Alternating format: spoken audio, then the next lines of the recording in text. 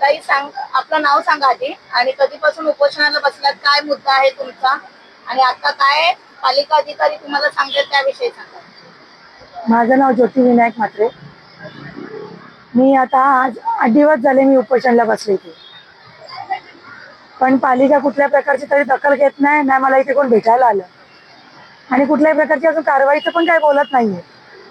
एक अनधिकृत, माझा मुद्दा आहे अनधिकृत बांधकामावर कारवाई. अनधिकृत बांधकामावर कारवाई यासाठी की त्याच्यावर MRTP पण झाली आहे, DPL पण झालंय, तरीही बांधकामधारक आणि पालिका प्रशासन यांची हातमिळवणी चांगल्या प्रकारे आहे. त्याच्यामुळे ते कारवाई करत नाहीये. पण आमच्यासारख्या अशा लोकांना न्याय देण्यासाठी आम्ही कुठे दाद मागायची? यांच्याकडे नाही मागायची तर कुठे मागायची? अशा मी 8 दिवस झाले आहेत, आता आज 2 जण अजून बसले त्यांच्या कारणासाठी.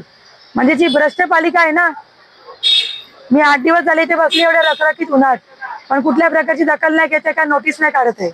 नोटीस तर पहिलेच काढून झालेत, MRTP झाली आहे, DPL पण झालंय, गुन्हा दाखल करून झाले, तरी पण कारवाई नाही होते. या अगोदर पण मी 3 वेळा उपोषणाला बसले होते याच कारणासाठी. हे माझं 4थं उपोषण आहे, पण हे आज 8 दिवस झाले पण अजून दखल नाही घेतली. आता तरी 5 वाजून गेले, आता पण आजच्या दिवस इथे थांबायला लागेल. काय कारण आहे उपोषणाला बसलात? अनधिकृत बांधकामावर कारवाई.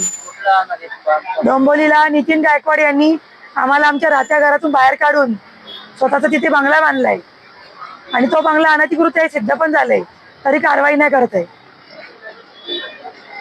तर टीम येऊन गेली होती का चेकअप करून तुमची? हो, चेकअप करून गेली. त्यांनी मला सांगितलं पण तुमची तब्येत जरा स्थिरावते, त्याच्यामुळे तुम्ही काळजी घ्या, पण तुम्हाला ॲडमिट व्हावं लागेल. पण मला नाही ॲडमिट व्हायचंय, मला इथे बसून माझं उपोषण अखंडित करायचं. यामध्ये पालिका आयुक्त असतील, वार्ड अधिकारी असतील किंवा महापौर असतील पालिकेचा, यांचं काय मत आहे? यांनी तुम्हाला काय पाठिंबा दिलाय? ते नुसते मला आश्वासन देत आहेत, पण लेखी मला कोणी देत नाही. नुसत्या आश्वासनावर मला नाही राहायचंय. मला पण त्यांनी आश्वासनच दिलेलं आहे, पण लेखी नाही दिलंय आणि कुठलं कार्य नाही केलं आजपर्यंत. त्याच्यामुळे जोपर्यंत कृती होत नाही तोपर्यंत मी इथून उठणार नाही.